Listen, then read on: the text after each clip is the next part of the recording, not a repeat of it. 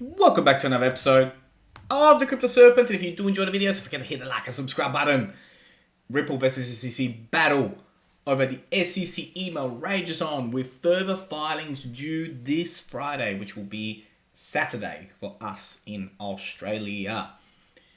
Oh, it's gonna get ugly. It's about to go down. It's about to go down. Now everybody's thinking, oh, well, we've got plenty of time now until March 2023. No. These SEC emails are so important. So important. And this filing coming up on Friday is important. Now, the SEC motion to renew the assertion of attorney-client privilege over the the speech documents, is due this Friday, April 29. So it's about to go down. Attorney-client privilege, they really don't want these emails to come out. And rightly so, of course. Makes sense. Now, earlier, the SEC had told the court that it was going to file new privilege assertions in the last-ditch effort to prevent the production of emails related to the infamous Ethereum speech of William Hinman, the former director of the SEC. The agency had also stated that it intended to oppose the court's deliberative process privilege, DPP, ruling asking for additional time. Oh, they're desperate. Serpents, they are desperate. Absolutely desperate to keep this on lockdown. So, wow, the news came out. The price has dropped.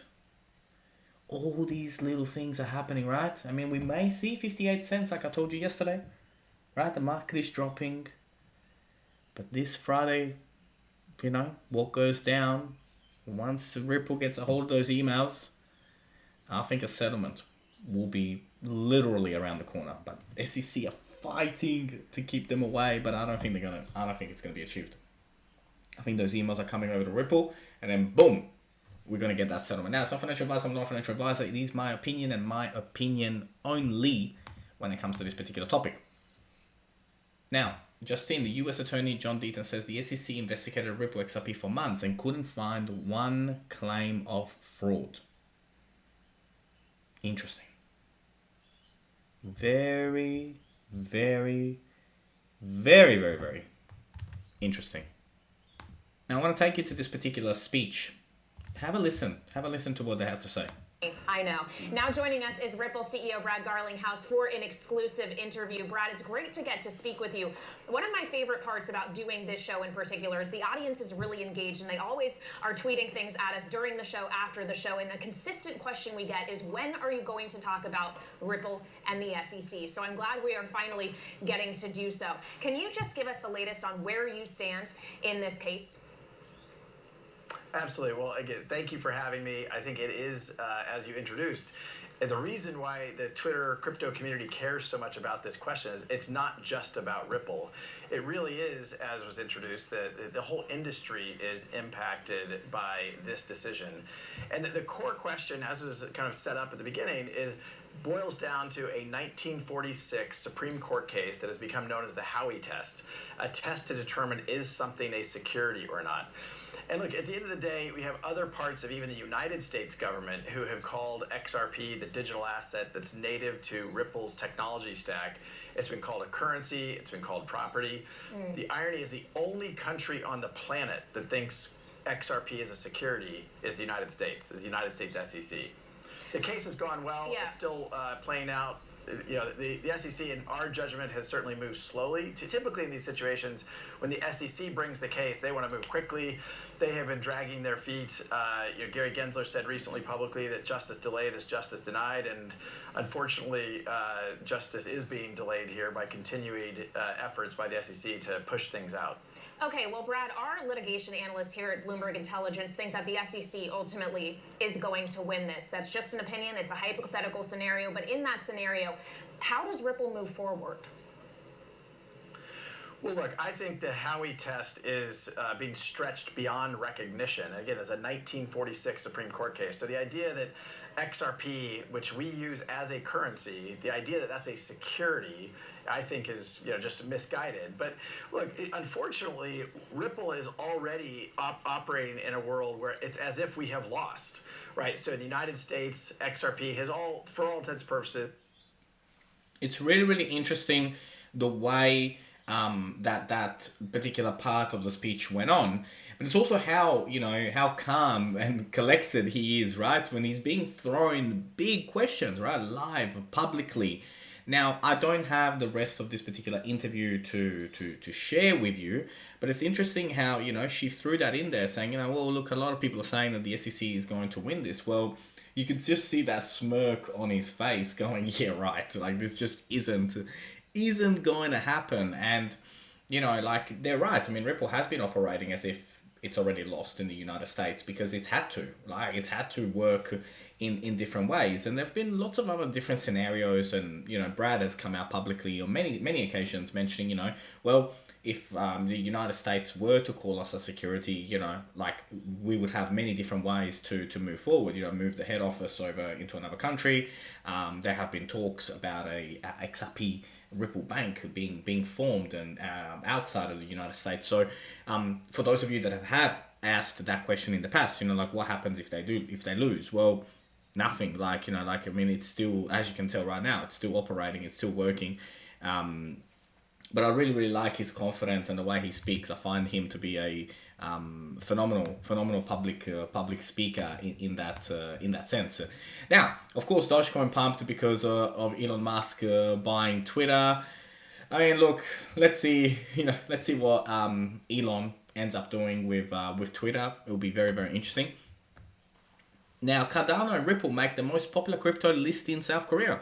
As like today, I really wanted to come out and mention and talk about the fact that America is the only one that is playing this game. Like everywhere else, it's massively adopted. Japan is huge on Ripple. UK, the Arab nations are all over it. It's really just America.